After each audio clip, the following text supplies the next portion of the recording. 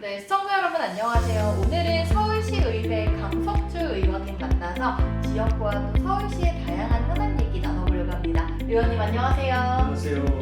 네, 반갑습니다. 먼저 최근 근황을 좀 보니까 지금 11대 서울시의회 마지막 예산결산 특별위원회에서 활동을 시작하게 되셨던데 어떤 부분에 가장 중점이 되고 두고 계신지 궁금합니다. 예산이라는 것은 결국 그 시민의 한 사람 한 사람의 그 세금으로 만들어진 것입니다. 그래서 저는 이번 예산결산 특별위원회에서 그 시민들의 돈이 네. 어디에 어떻게 효율적으로 쓰이가 있는지, 정말 필요한 것에 또 쓰이는지 이걸 가장 먼저 따져보려고 생각하고 있습니다. 그리고 또 아이를 키우는 가정에는 그 보육과 교육 지원이 어르신들께는 또 안정적인 일자리와 돌봄, 또 우리 모두에게 기후 위기에 대비한 그 안전한 도시 환경이 꼭 필요한 거를 우리가 다 느끼고 있는데, 이런 부분에 예산이 제대로 들어가야 시민들이 체감할 수 있다고 생각합니다. 그래서 반대로 보여주기식의 그 행사나 불필요한 행정 비용처럼 시민들에게 도움이 되지 않는 부분은 과감히 줄이고, 또 제가 시민 여러분의 지갑을 지키는 그런 심부름꾼이 되겠다는 마음으로 꼼꼼히 살피고 챙기도록 하겠습니다. 우리 위원장님도 평소에 굉장히 꼼꼼하시다는 걸 제가 알고 있는데 이번 예산도 정말 하나하나 면밀히 살펴주실 것 같습니다. 네. 그런데 이 전에 활동을 살펴보면 전반기 때는 보건복지위원장을 맡으셨죠. 네. 그리고 이후에 저출생 고령사회 문제 극복을 위한 특위위원장으로도 또 굉장히 다양한 활동을 하셨어요. 가장 보람에 남는 일 기억나는 거 있으실까요? 전반기 보건복지위원장을 맡으면서 저출생과 고령사회 문제는 따로 볼 것이 아니라 함께 봐야 한다고 이렇게 생각했습니다. 그래서 인구 구조 변화에 대응하고, 그다음 실효성 있는 정책을 통해서 지속 가능한 그 성장 도시를 만들기 위해서는 심도 있는 논의가 꼭 필요하다고 그렇게 봤는데요. 네. 그래서 지난 8월 저출생 고령사회 문제 극복을 위한 특별위원회 구성 결의안을 대표 발의해서 급격히 변하는 인구 구조에 대응할 수 있는 그런 제도적 틀을 마련했다고 자부하고 싶습니다.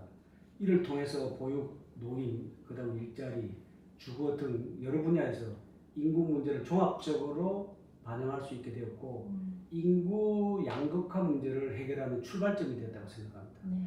그래서 지난 1년간 특별위원회는 지속 가능한 고용과 일자리 정책, 강화를 통한 저출생 고령사회 문제 극복을 위한 토론회 등 총 4번의 토론을 개최했고, 2024년에는 서울 탄생과 실버 세대의 그 공감 축제 같은 행사도 3차례나 개최하고 또 후원을 한 적이 있습니다. 네. 또 여론조사와 마포 시니어 클럽 현장 방문 등 다양한 활동을 통해서 11명의 의원님들과 함께 숨가쁘게 그 특위 활동을 이어왔고요. 무엇보다도 가장 보람된 성과는 서울특별시 저출산 고령사회 기본조례안을 제정한 것입니다. 특별위원회에서 제정한 것은 그렇게 흔한 것이 아니고 상당히 특별한 경우에 제정이 된 건데요. 네. 이 조례의 내용을 보면 인구 구조 변화에 대응하기 위한 종합적이고 체계적인 정책을 수립하고 이를 제도적으로 뒷받침할 수 있는 근거가 되는 것입니다. 그래서 특별위원회에서 조례안을 만들고 그다음에 본회의에 통과하기까지 함께 네. 해낸 것은 모든 특별위원회 위원님들과 함께 일궈낸 큰 성과라고 할 수 있겠습니다.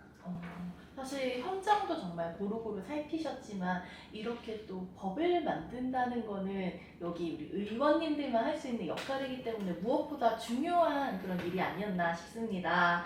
근데 앞서서 저희가 얘기했지만 제11대 서울시의회 벌써 4년 차에 접어들었는데요. 우리 의원님 그동안 굉장히 많은 활동을 하셨더라고요. 3년 동안 총 26건의 조례를 발의하셨다고 들었는데 좀 가장 의미 있는 조례, 재밌는 조례 있었으면 어떤 게 있나요? 서울시의회가 2022년 7월부터 11대가 개원됐는데 지금 만 3년 정도 됐죠. 그걸 특별하게 26건이 다 의미가 있다고 생각합니다. 네. 그러나 그 중에서 몇 개를 이제 소개를 꼭 하자면, 네.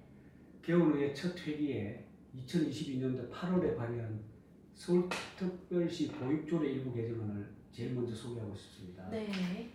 매년 이제 그 보육 주민들을 위해서 보육주간으로 이제 그 행사를 하고 있지만 서울시 조례에서 한 게 아니라 지금까지 전례에 의해서 계속 오던 행사고 네. 그래서 이거를 그 10월 넷째 주를 보육주간으로 지정한 것으로 보육교사분들이 자기의 그 사기를 높여주고 그 다음에 사회위상을 제고하고 보육환경 개선과 시민인식 변화를 촉진해서 아이 키우기 좋은 그 도시 서울을 만드는 그런 계기가 됐다고 자부하고 싶습니다.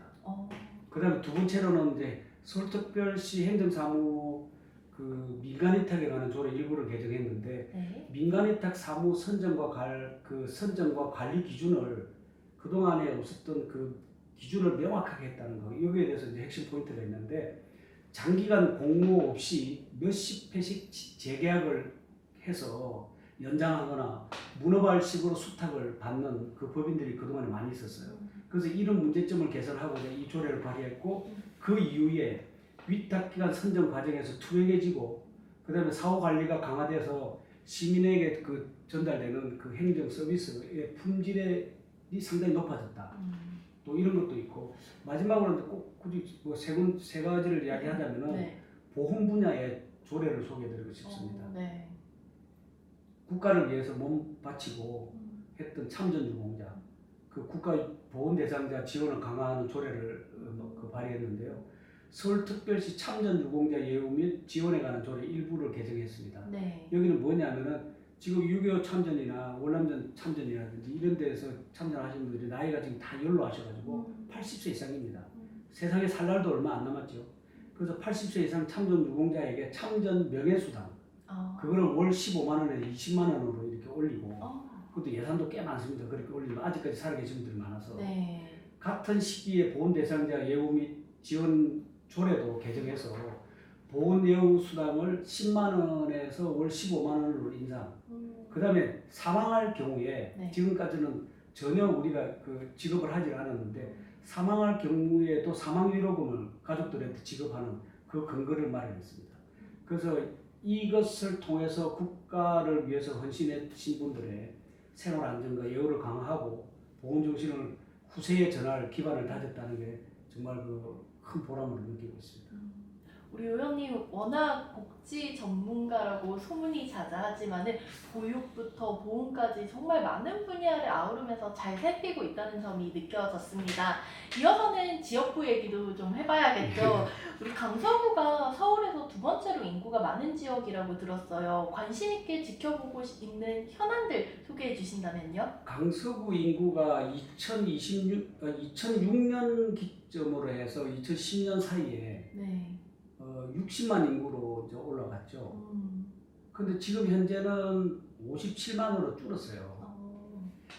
그래서 지금 그 역감소하고 있는 인구죠. 네. 그런데다가 지금 우리가 맞닥뜨리고 있는 게 저출산, 또 고령화. 네. 그래서 이 부분에 대해서 어떻게 보면은 그 예산이 60만 기준으로 우리가 그 책정했던 예산이 57만으로 줄어들므로 해서 예산의 그 중앙정부나 그다음에 시나 그다음에 우리의 그 국민이 내는 세금 이런 예산들이 줄어들었어요. 그래서 그 줄어드는 거에 대한 인구가 줄었다 해서 예산이 줄면 그래도 그 지역 발전에는 상당히 지장을 많이 초래하는데 네. 이런 그 지원을 어떻게 하면 그 줄어드는 지원금에 효율적으로 지원을 받아서 운영하는 그런 문제에 대한 게 좀 상당히 좀 우리가 그 안고 있는 현안이 있다고 생각하고요. 네. 그다음 두 번째는 우리 지역이 지금 뭐 제가 40년을 이 지역에 강서구에 살고 있는데 고도 제한 완화는 제가 또 올 때부터 고도 제한 완화입니다. 그래서 그 내용을 뜯어보니까 고도 제한을 그 실시하게 된 것들이 6.25 전쟁 때 우리 지금 현재 그 제트 여객기가 뜰 수 있는 그런 상황이 아니고 네. 조그마한 전투기 비행기가 뜨고 내리고 하는 그 반경 그 반경에 한 15도 각도로 이렇게 돌아가는데 네. 그 반경에 고도 제한을 만들어 놓은 거예요. 그러다 보니까 우리 강서구의 한 3분의 2가 고도 제한에 들어가 가지고 고층 건물을 짓지를 못했죠. 네. 그러다 보니까 집들이 다 낮고 옛날 노후대가 있고 개발을 하려 해도 사실은 그 돈이 없어서 개발을 못하는 그런 상황이 발발하고 그리고 다른 데 우리 강서구만 딱 벗어나면 그 목동만 해도 40층, 50층 건물들이 막 절비하는데 우리는 15층 이상이 별로 없어요.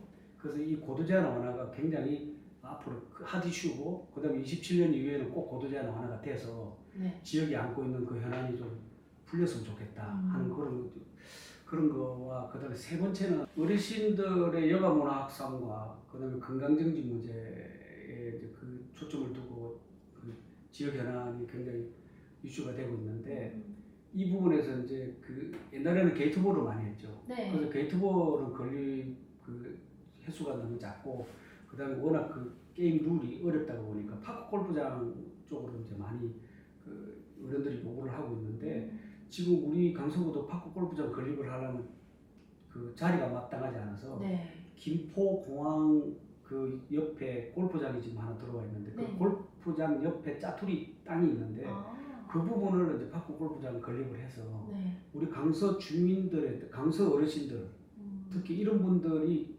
전용으로 그 이용할 수 있는 그런 이제 파크 골프장 건립이 되면 그 우리 지역에 있는 어르신들의 건강 정진에 큰 도움이 되겠다 하는 그런 문제가 있습니다. 그다음에 이제 내가 그 우장산동, 화곡 3동, 발산 1동이 저희 이제 지역구가 되는데, 네. 우리 지역구의 현안 문제가 발산동 도서관 부지를 가려면 아마 서울 시민이 다 알고 있습니다. 이게 벌써 13년이 됐습니다. 그 땅 한 3,000평이 그냥 비어가지고 바리케이트를 치놓고 흉물이 되어 있는데, 그 발산동 도서관 부지 건립을 하겠다고 해가지고 제가 이제 공약을 했는데 네. 첫 발을 이제 떼고 있습니다. 그 13년 동안 방치된 그 가칭 서서울 프라자, 가칭 서서울 프라자 건립 추진이라는 그 제목을 가지고 지금 서울시와 협의를 하고 있는데, 내년 초에 이 이제 국가와 이제 협의는 다 끝났고, 내년 초에 그 국제 공모전, 설계 국제 공모전이 들어가는 게 있는데, 그 설계 국제 공모전이 끝나면은 이제 결과적으로 그 땅을 파게 되는데, 네. 이게 처음 예상보다 내년쯤은 땅을 팔라 그랬는데 처음 예상보다 좀 늦어져서 우리가 임기가 끝나고 내내년쯤 해서 그 땅을 파게 되는 것에 대해서 좀 아쉬움이 있습니다. 그래서 그런 현안이 빨리 해결이 돼서 우리 주민들의 여가 문화, 그다음에 주민들의 삶의 질을 높이는 그런 시설들이 빨리 해결이 됐으면 좋겠다는 그런 생각을 하고 있습니다. 듣고 보니 강서구에 조금 오래 묵혀둔 현안들이 많은 것 같은데 우리 의원님께서 잘 해결해 주시리라 믿겠습니다. 맞습니다. 네. 의원님, 그런데 올 여름 참 많이 더웠잖아요. 또 다가오는 겨울에는 한파 걱정이 유독 되고 있는데 기후변화에 따른 대책 마련에 대해서도 강조를 해주셨어요. 구체적인 내용 좀 듣고 싶습니다. 저는 그 서울 시민들의 계절성 재난으로부터 안전하게 생활할 수 있도록 조례를 전면 개정하겠다는 그런 생각을 가지고 있었고, 이번에 개정을 했는데 올해처럼 기록적인 폭염을 겪으면서 네. 다가오는 겨울 한파에도 철저히 대비할 필요가 있다고 판단을 했습니다. 이번에 정부 개정한 서울특별시 폭염 한파 피해 예방 및 지원에 관한 조례는 한파 정의를 새롭게 신설했습니다. 시장의 책무와 정기적인 그 한파 실태 조사까지 포함해서 시민 안전 관리 체계를 강화한 것이 이 조례의 핵심인데, 특히 한파에 취약한 계층을 명확히 지원 대상으로 지정하고 이들을 위해서 맞춤형 보호 대책을 마련하도록 근거를 조례에 담았다는 것이 좀 특이하고, 폭염과 한파처럼 급격한 기후 변화가 만들어내는 극한 상황에 대비할 수 있는 제도적 틀을 만드는 것이 이 조례의 목표가 됩니다. 네.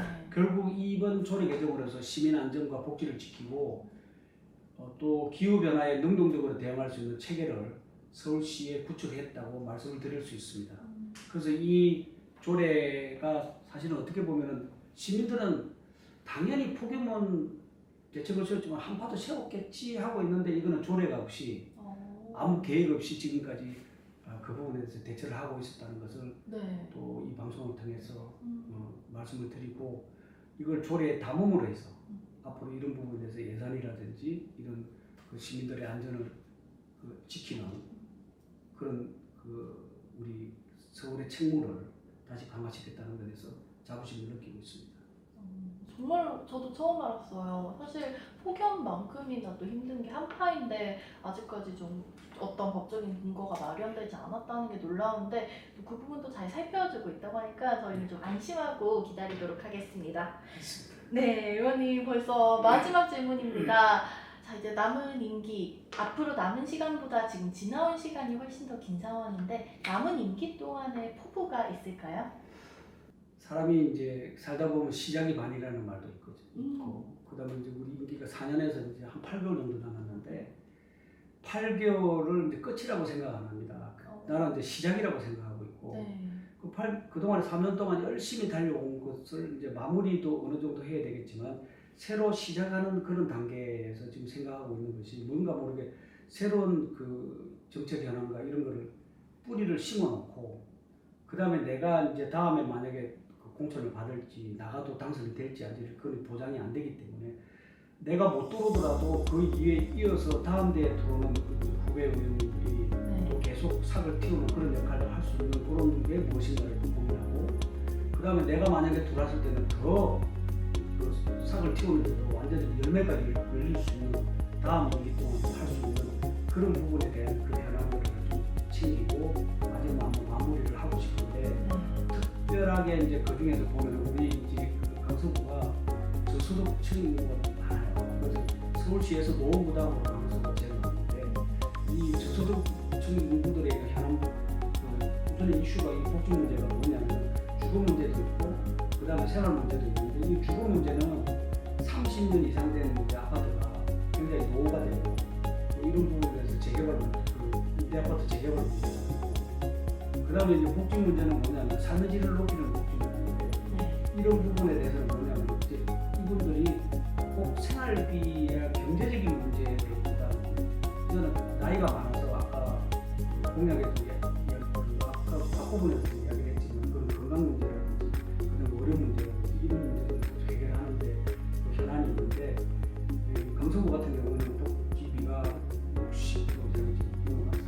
전체 현안에서. 그래서 이 60% 이상의 복지비에 들어가는 이 문제를 어떻게 극복할 것인지 서울시 차원에서 어떻게 지원할 것인지 이런 부분에 대해서 좀 디테일한 계획을 짜서 마지막 분기 마무리에 임하고 시민의 문제들이 있고 국민의 안전 이런 부분에서 열심히 노력하는 이렇게 생각하고 있습니다. 너무나 멋지십니다. 이게 끝이 다가오기 때문에 조금 안일해지기보다는 다시 새로운 시작을 준비한다는 마음이라는 말씀이 참 인상 깊었습니다. 저희는 오늘 서울시의회 강석주 의원님과 함께 다양한 얘기 나눠봤습니다. 오늘 말씀 감사합니다. 고맙습니다.